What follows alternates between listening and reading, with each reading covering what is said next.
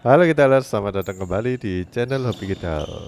Di video ini kita main cuman bentar ya, soalnya lawanku Andi dan Willy dia mau les, tapi coachnya masih belum datang.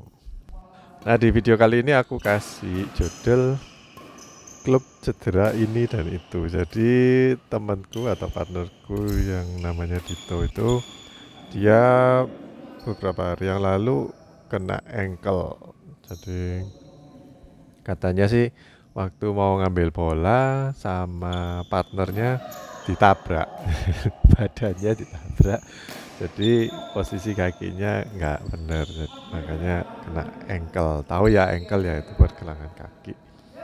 Tapi untungnya nggak parah walaupun habis kejadian tuh fotonya dikirim ke aku, kelihatannya bengkak banget sih. Ternyata itu memang tulangnya itu memang agak besar dari kebanyakan kita ya. Tapi ternyata yang aku amati lagi itu ada yang daerah yang kosong atau biru. Ya biasanya kalau udah kayak gitu tuh otot di dalamnya itu ada kerobekan atau rusak, terkoyak ya. Makanya tubuh itu menggelontorkan darahnya ke daerah situ, makanya daerahnya jadi warna kayak gitu. Terus biasanya kan bengkak, nah itu karena ada banyak darah di situ. Ya nggak perlu dikeluarin darahnya soalnya itu buat nyembuhin yang bengkak atau yang cedera. Ya memang ajaib ya, Tuhan tuh udah nyiptain kita jadi tubuh itu kalau ada apa-apa bisa self repair.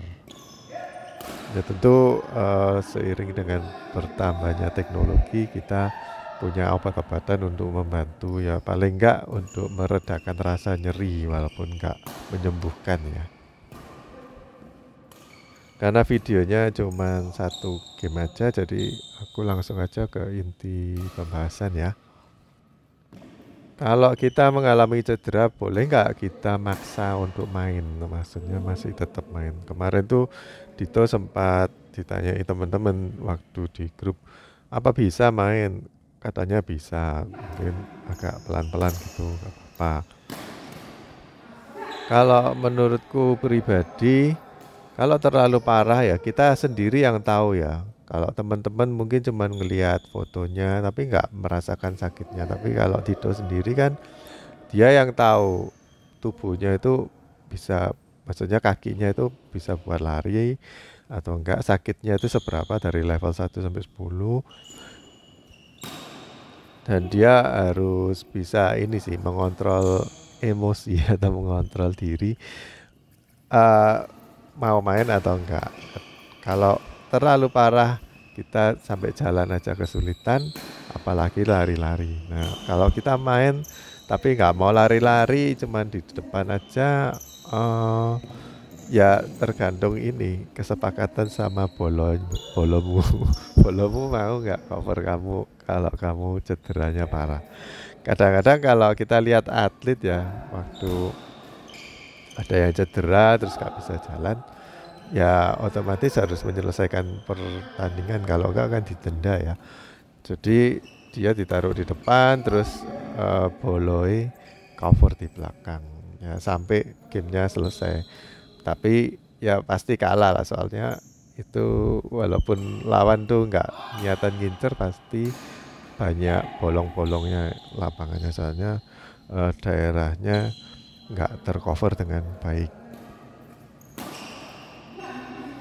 Lalu kalau menurut pengalamanku, kalau nggak terlalu parah kita nggak apa-apa main aja. Cuman jangan terlalu maksa. Kalau memang sakit banget, kita harus tahu batasannya ya, berhenti atau mungkin cuman diam aja. Tapi yang aku pernah alami ya, ini sekedar sharing aja. Kalau kita vakum terlalu lama, itu ototnya kan yang tadi robek itu nyambungnya nanti nggak fleksibel. Terus waktu kita mau main lagi dan waktu udah balik main di lapangan terus kita langsung genjot seperti biasanya, itu biasanya robek lagi atau ya sakit lagi cepet. Maksudnya cepet kalau ada apa-apa gampang cedera lagi. Tapi menurutku perlu kalau kita main dikit-dikit itu perlu, nggak boleh stop. Kalaupun misalkan nggak main ya, tetap di rumah itu harus latihan otot, khususnya di otot ankle. Kemarin tuh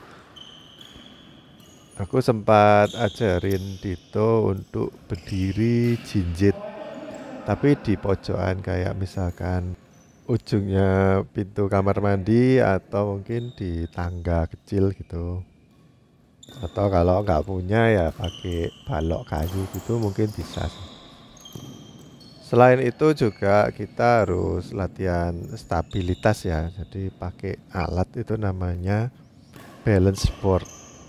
Kalian bisa dapetin di toko olahraga, itu membantu banget sih. Jadi kalaupun misalkan udah nggak cedera ya, kalian latihan itu aja bagus sih buat ankle biar nggak sering cedera ankle lagi. Ya memang waktu kemarin kan ankle-nya karena ditabrak ya itu lain soal, tapi kalau jatuh-jatuh sendiri itu biasanya karena kita footwork-nya itu buruk atau telat ngangkat kaki. Nah, balance sport ini gampang sih, cuman tinggal dinaiki aja, terus kita berusaha menjaga keseimbangan, nggak boleh jatuh. Nah, itu eh, cukup berat juga buat otot kaki, dan aku rasa kalau kalian latihan itu lumayan sering sih, itu bisa cepat untuk ngambil bola-bola dadaan. Jadi mau lari ke kiri ke kanan itu ngambil yang cuma satu step itu bakalan cepat, soalnya ototnya udah terlatih. Lalu kapan kita nggak boleh main ya? Sebenarnya kalau kita ngelihat sarannya dokter pasti habis kejadian nggak boleh main. Soalnya otot itu yang kena cedera pasti dia perlu pemulihan. Ya kasarannya kalau kalian itu luka ya, jadi kayak borokan gitu. Terus boroknya itu dipegang-pegang terus setiap hari, dikuek-kuek. Nah itu malah nggak sembuh-sembuh. Nah mungkin karena alasan itu dokter rekomendasi harus healing dulu atau vakum badminton dulu. Tapi nggak tahu ya kalau di pelatnas apa boleh main atau enggak. Atau misalkan kakinya sakit ya boleh latihan tapi cuman gerak di badan atau tangannya tetap dilatih. Tapi yang pasti ada latihannya lah. Maksudnya nggak vakum-vakum banget. Biasanya kalau kita di rumah kan nggak bisa memotivasi diri sendiri ya. Tapi kalau atlet itu pasti ada kayak rehabilitasinya. Jadi nggak boleh nganggur malah di rumah. Mungkin meskipun nggak main tetap harus pakai yang tali-tali karet itu, atau mungkin belajar gerak jalan terus stretching. Itu bicara mengenai stretching itu perlu ya. Aku lihat Dito itu waktu kalau datang badminton tuh aku jarang sekali lihat itu pemanasan. Maksudnya pemanasan yang benar-benar intens ya. Nah itu juga mempengaruhi seberapa parah cedera kita atau seberapa sering kita itu cedera. Aku itu walaupun nggak sampai kena ankle tapi sering juga. Jadi kakinya salah terus ada sakit di ankle atau kena ankle, tapi nggak terlalu parah, nggak sampai kakinya nekuk terus dijatuhi badan. Jadi ya walaupun aku masih bisa main setiap minggu tetap datang, tapi kadang-kadang itu kakinya ada sakit soalnya pernah salah untuk napaknya itu salah. Nah kayak kemarin baru-baru ini aku juga nggak ngerti kenapa kok kakiku tiba-tiba sakit ya, waktu mungkin salah duduk atau terlalu banyak bersila. Jadi kerjaanku kan menuntut aku untuk banyak jongkok dan duduk di lantai. Nah tahu-tahu kok kemarin paginya pada siangnya mau main tapi paginya sakit kakinya. Jadi waktu main aku tetap main tapi pakai ini kinesio tape. Tahu ya kinesio tape yang biasa dipakai atlet, itu ditaruh di bagian ankle. buat pencegahan aja, memang nggak terlalu sakit, kalau nggak dirasa-rasain tuh nggak terlalu sakit. Tapi buat jaga-jaga biar nggak lebih tambah parah. Lalu satu tips lagi mengenai ankle. Jadi kalau kalian itu udah nyadar ya, sewaktu kejadian ini, hampir kejadian. Jadi waktu tahu kalau kakinya itu ankle-nya nekuk, itu sebaiknya kalian jatuhin tubuh ke arah, ya ke arah itu. Jadi langsung yang jatuh itu ngenai, yang nahan di lantai itu pakai tangan atau mungkin pakai ini ya, apa, bahu atau apa gitu. Nah itu lebih bisa mencegah ankle. Jadi kalau ankle tuh biasanya kita itu nggak mau jatuh terus ditahan pakai kaki, padahal kakinya itu napaknya salah kan. Pakai punggungnya kaki dibuat nahan seluruh tubuh, pasti tambah penyok itu, sudutnya itu nggak benar, jadi tambah sakit. Yang nggak bisa dihindari itu kalau kita lompat dan posisi kakinya kita itu nekuk. Nah itu waktu jatuh kan otomatis langsung ngenai kaki. Nah itu parah banget, soalnya kita nggak bisa apa-apa, mau jatuhin badan gimana, wong jatuhnya lurus. Kan pasti kaki dulu. Nah itu biasanya parah. Jadi jatuh pun juga harus ada tekniknya ya, nggak cuma main badminton. Aku rekomendasi kalian itu lebih peka terhadap tubuh ya. Jadi nggak cuman di ankle aja. Makanya aku kasih judul klub orang-orang cedera yang ini dan itu. Jadi kalian lihat sendiri, Andi ini tangannya pakai deker, lututnya pakai deker, Willy juga kakinya pakai deker.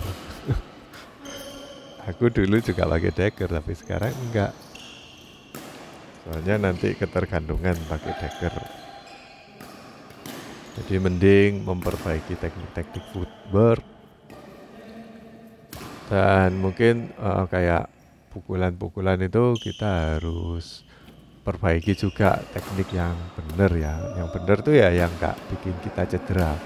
Kalau kalian ngamati Andi kalau nyemes itu kan badannya nggak dibawa ke apa ya, nggak dibawa miring gitu. Jadi kakinya itu jatuhnya di kedua kaki tegak lurus. Nah itu mungkin juga pengaruh buat kesehatan lututnya Andi. Terus kalau nyemesnya itu mungkin ayunan atau gerakannya nggak benar, terus lengannya jadi sakit. Nah sebenarnya Andi ini udah sama dokter nggak boleh main, jadi suruh istirahat mungkin 1 atau 6 bulan kayaknya, tapi nggak mau. Tetap tiap minggu datang main. Nah itu kita harus peka ya. Jadi kalau ada sesuatu yang sakit dalam tubuh kita, itu artinya tubuh kita itu ngasih kayak warning atau alarm gitu. Ini sakit ini, ojo dipaksa. Tapi kalau otak kita memerintahkan, enggak, kamu itu sakit, gak perlu dirasain, tetap harus dipaksa bekerja. Nah itu kalah ototnya, soalnya dikontrol sama otak. Nah yang bisa mencegah otak untuk mengontrol otot itu apa ya? Hati nurani kita. Kita sayang pada tubuh kita sendiri atau enggak. Tapi bukan dalam artian kalau ini ya, sayang pada tubuh kita terus kita enggak mau ngapa-ngapain. Jadi kayak kita punya raket yang mahal tapi gak tahu dipakai, cuman dielus-elus setiap hari. Disimpan, dilapi, atau dipakai. Nah itu apa namanya, merawat. Jadi kalau tubuh kita nggak mau cedera, kita harus merawat, nggak ngapa-ngapain, ya itu nggak benar juga ya. Soalnya kalau kita makhluk hidup ya harus bergerak sih. Kalau nggak bergerak malah sakit semua. Itu otot-otot jadi kaku, lalu kalau dipaksa ya nanti sakit. Habis kaku itu biasanya kan ototnya dingin ya. Terus kalau dipaksa ditarik, kayak kasarannya itu kalau kayak karet ya, mungkin waktu masih muda kita fleksibel, tapi kalau karetnya udah tua, nggak pernah diajak untuk di stretching terus dikembalikan posisi normal, ditarik, dikembalikan. Nah itu kan kayak olahraga ya. Kalau kalian nggak pernah kayak gitu, terus suatu hari merasa, oh aku kayaknya nggak sehat nih pola hidupku, harus olahraga. Lalu kalian langsung genjot tarik sepanjang-panjangnya, nanti ada rusak ototnya atau robek. Kayak karet itu kalau nggak tahu dipakai nanti namanya kan kaku atau getas ya. Nanti kalau kalian tarik robek atau patah. Gak cuma otot, tulang juga kalau jarang olahraga nanti tulangnya nggak padat. Katanya sih gitu, nanti kapan-kapan kita bahas mengenai tulang ya. Untuk sementara videonya sampai sini dulu, sampai jumpa di video berikutnya. Jangan lupa like dan subscribe. Dadah!